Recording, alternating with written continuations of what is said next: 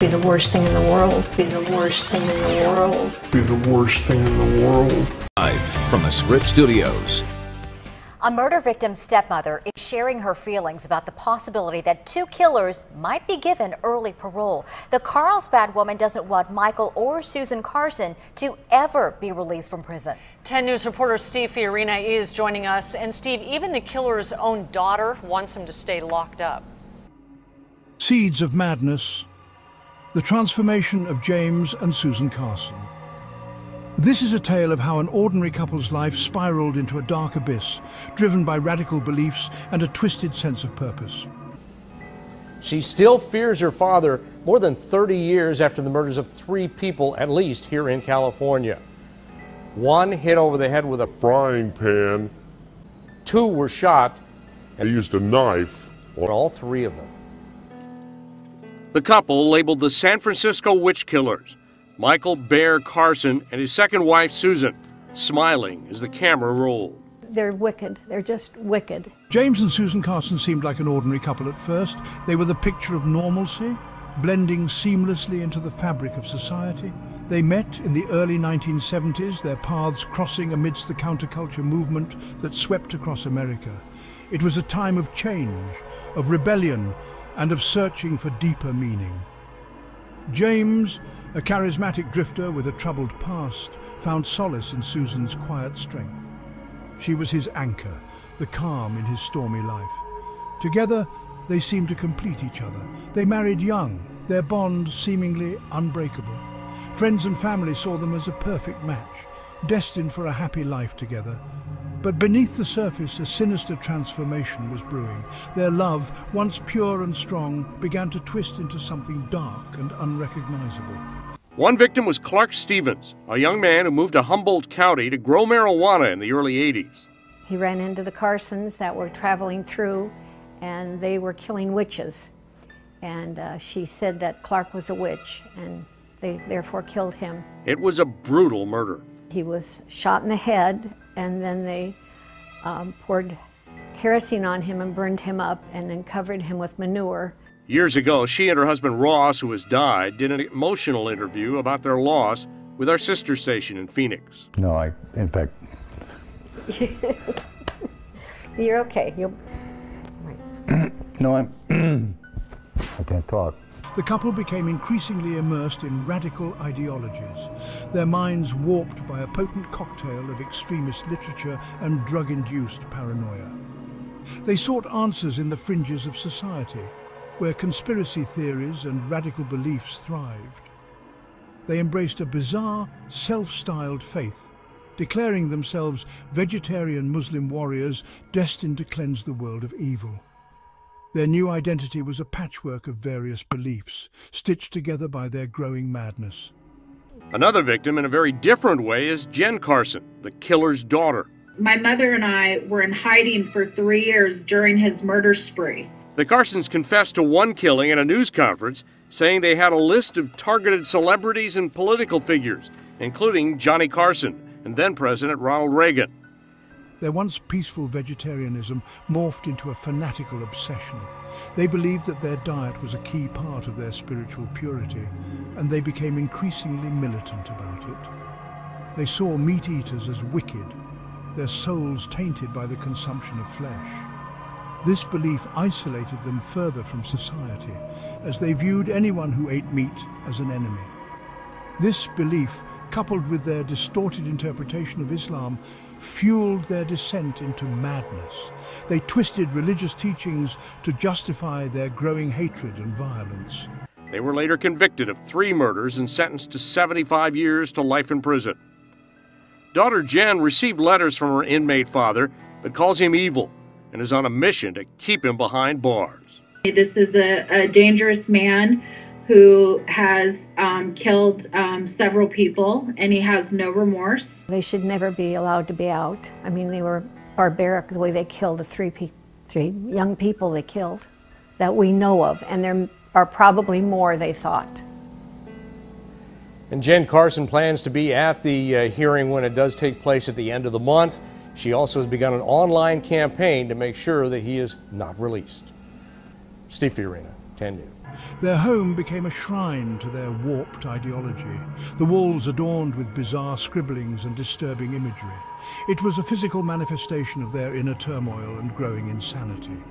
The seeds of violence were sown, waiting for the right moment to germinate and blossom into a terrifying reality. Their minds were fertile ground for dark thoughts, and it was only a matter of time before these thoughts turned into actions. Little did those around them know that James and Suzan Carson were about to embark on a horrifying journey, leaving a trail of blood and terror in their wake. Their transformation from a loving couple to a pair of fanatical killers is a chilling reminder of how easily the seeds of madness can take root and grow. The first sacrificed blood on Haight-Ashbury. The vibrant, free-spirited atmosphere of San Francisco's Haight-Ashbury district seemed to beckon the Carsons. This neighborhood, known for its rich history of counterculture and artistic expression, was a place where people came to find themselves, to lose themselves, and sometimes to hide from the world. It was the early 1980s, and the neighborhood, once a beacon of the counterculture movement, was fading into a shadow of its former self. The vibrant murals were now peeling, and the streets that once thrived with music and laughter were now eerily quiet, haunted by the ghosts of a bygone era. The Carsons blended into this shifting landscape, their descent into darkness masked by the neighborhood's growing underbelly of drugs and disillusionment. They were just two more faces in a sea of lost souls, their sinister intentions hidden beneath a veneer of normalcy. They found themselves sharing a cramped apartment with Karen Barnes, a young woman caught in the throes of addiction. Karen's life was a tragic tale of dreams deferred and hopes shattered, a common story in the decaying heart of Haight-Ashbury. Karen, vulnerable and lost, became the unwitting target of the Carsons' growing delusions. She was a fragile soul, seeking solace in a world that had turned its back on her, unaware of the danger that lurked within her own home. They saw her as an obstacle, a symbol of the impurity they believed was poisoning the world.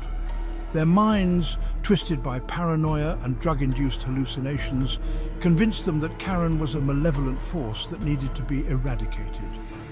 One fateful night, the Carsons' twisted ideology manifested in a horrific act of violence.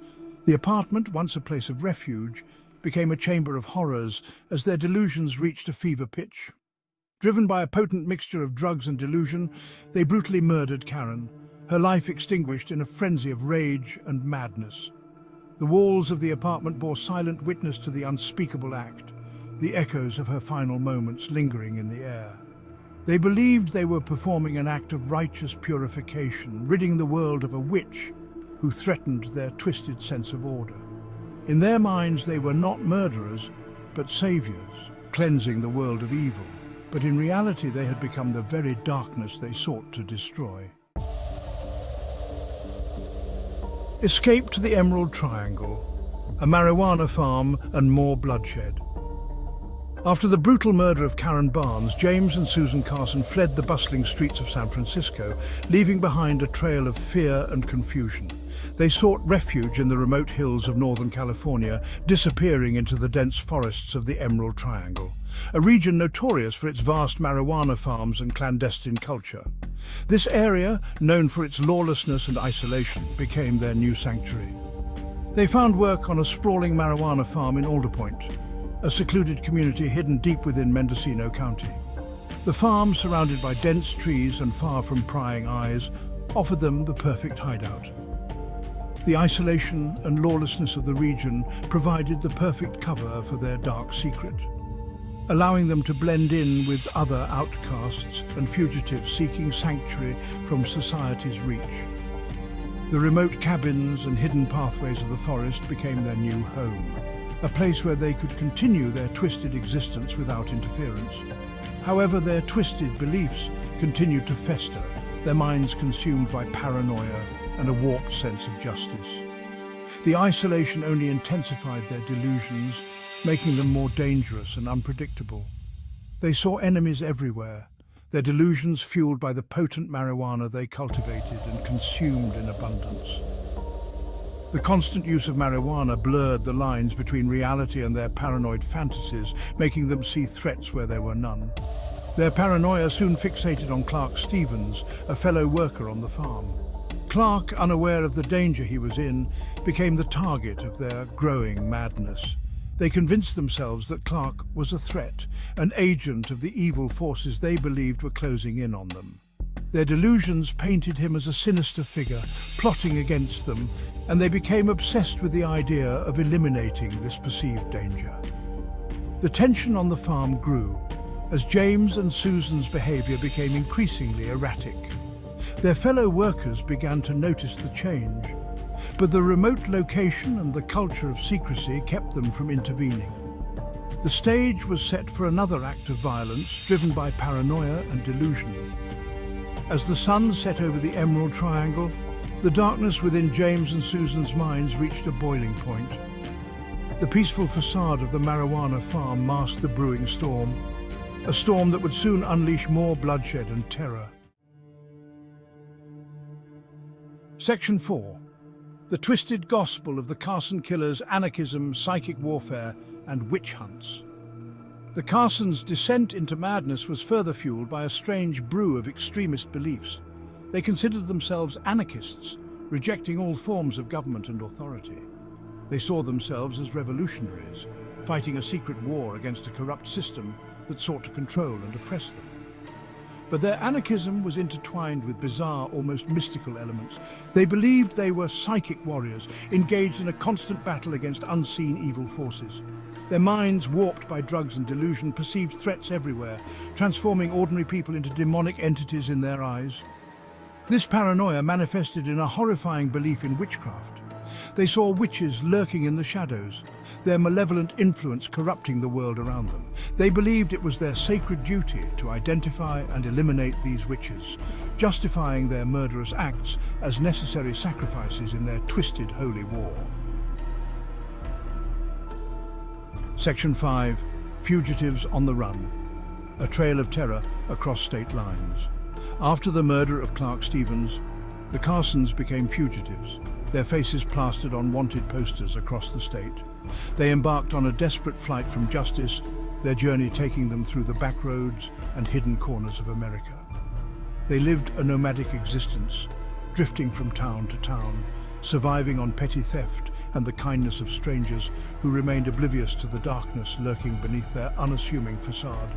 Their paranoia intensified with each passing mile, their belief in a vast conspiracy against them solidifying with every suspicious glance and whispered conversation. As they fled, their murderous impulses followed. Driven by their delusional beliefs, they continued to kill, targeting those they perceived as witches or agents of the evil forces they believed were closing in. Their victims, often drifters, runaways, or others living on the fringes of society, disappeared without a trace, their stories adding to the growing legend of the Carson killers.